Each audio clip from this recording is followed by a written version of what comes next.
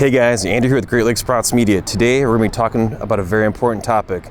I'm going to show you guys how to properly fertilize your plants using a liquid nutrient.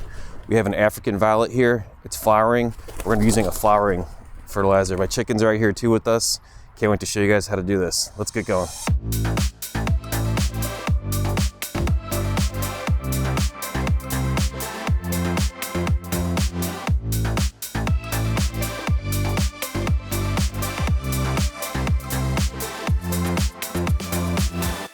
All right guys, we have our water here. We have approximately 1 gallon. These nutrients here on the back, it'll tell you how many milliliters to use per gallon. So we're gonna start with a gallon. If you're using 5 gallons, you're watering a lot of plants, you'll have to do the math. Just multiply it by 5 if you're using a complete 5-gallon bucket. We have 1 gallon in here. This is tap water. A lot of people don't know, but with tap water, we wanna let it sit between 24 to 48 hours. So if you have a gallon around your house, a 5-gallon bucket, let it sit throughout the week, and then when you're ready to water your plants, the reason being is it contains chlorine. Chlorine actually is very volatile, so to turn into a gas and dissipate. It's very harmful for plants. You don't want chlorine in your water because it'll kill off good microorganisms and other things in the soil. It'll harm the root system as well. So we have our tap water here. It's been sitting. We have it at a good room temperature, 68 degrees. So that's also another crucial thing. We don't want to be too low of a temperature or high because you start to get dissipated with oxygen levels in the water, and also you get diseases and pests if it's too hot. So 68, what your house is now is a good room temperature. Don't go straight from the tap real cold because it could shock the roots. So we're using this line here. It's called Emerald Harvest, really good hydroponic nutrient line for soil or hydro. There's a lot of different lines out there, Fox Farm, other liquid nutrients. We have a part A and part B. This one's specifically designed for flowering. There's one for vegetative too. So when I say vegetative, it's when the plant's just producing its leaves. When it's flowering, we're gonna use this fertilizer when the plant's flowering. If you look on the back here, we're gonna see early flowering, mid flowering, and late flowering. So you can tell this plant is definitely in late flower. So we're gonna use 6 milliliters of A and 6 milliliters of B. We don't want them to touch raw, so we're gonna put them into the water. Reason being, never touch these raw because also there are elements in here when they touch raw, it'll cause them to dissipate and have a chemical reaction. That's why they have them in separate bottles. But first, we'll use the A. So I'm gonna shake this up. Always make sure you shake up your nutrients. And I'm gonna go ahead and use this shot glass here. This is a really nice, easy way to get it right. So we're just gonna go slightly over that mark there.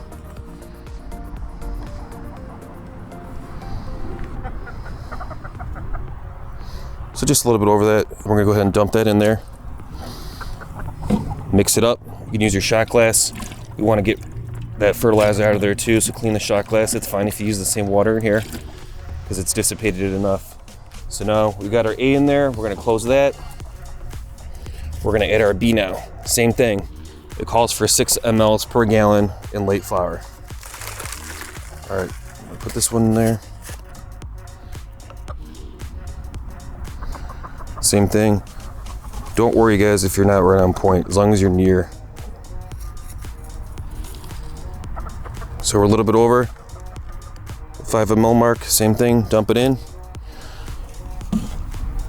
Mix it up. We have other amendments here too. These are just root inoculants, and this is an all-in-one real good fertilizer too. This one calls for 10 mLs. We're not going to add these today, but I just wanted to show you there's a lot of more additives you can use to really boost your plant's growth. So we're going to mix this up, and I showed you guys the last video on how to do pH. So we calibrated our pH meter. If you guys want to look on how to calibrate a pH meter, you go back to our last video on pH testing. This is the Blue Lab. So we're gonna see what's going on with the pH now since we added our nutrients. I'm gonna take my cap off. Put this down. So this is our pH meter, and then we have a parts per million meter. So I told you guys about EC. That's very important with plants too. We wanna make sure we're in the right EC zone. For too high, we'll get plant burn. It reverses the osmotic system of the plant and actually doesn't allow water to work through the plant system. So that's why it's important to check and make sure we're using what the bottle says. Don't over fertilize your water, you're gonna kill your plants. More isn't always better. So I'm gonna put these both in there. First, we're gonna test the pH. So our pH meter is on. We're at 6.5, a little bit too high. So I'm gonna lower the pH. I'm gonna show you guys how to do that. I'm gonna put this over here. Put this meter down. So typically, tap water is usually neutral. When we added those nutrients, most nutrients are gonna lower your pH, but we're gonna go down to 5.5. So I'm gonna use my dropper. I'm gonna add 10 drops for this gallon of water, and let's see how it changes. 1, 2, 3, 4, 5, 6, 8,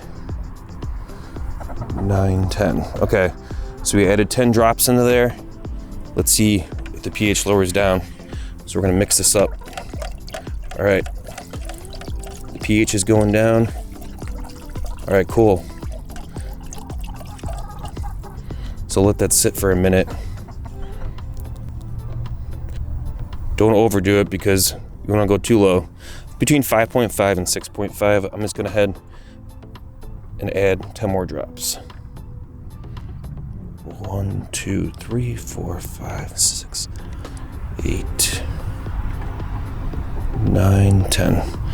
So this is pH down is what I'm using. You can also use lemon juice, but it's not as stable as pH down. You can also find that at your gardening store or online. Just look up pH down solution. So cool. So now our fertilizer pH level is going down. This is important because when we fertilize our plants, we want to be in a good zone. 5.9 is not bad, 6 isn't bad. Between 5.5 and 6.5, so we're in a good range. And I said I was going to 5.5, but 5.9 is good. We want to be around that range. So now we know our fertilizer is good. Sorry, pH in our fertilizer. We're going to check the EC.